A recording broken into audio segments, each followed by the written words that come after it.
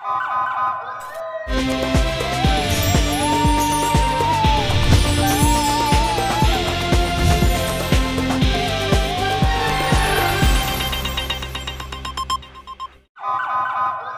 पहले नजर डालते हैं अब तक की बुलेटिन।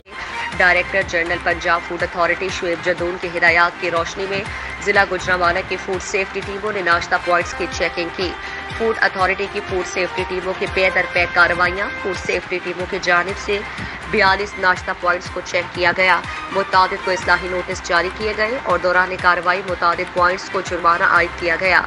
सफाई के नाकिस इंतजामात पर जुर्माने आयद किए गए। DG food authority Shoaib Jadoon मुतादिद पॉइंट्स को 3,55,000 रुपए जुर्माना आयद किया गया। ममनू आशिया का नाश्ते में इस्तेमाल मैदे की बीमारियों का सबब बनता है।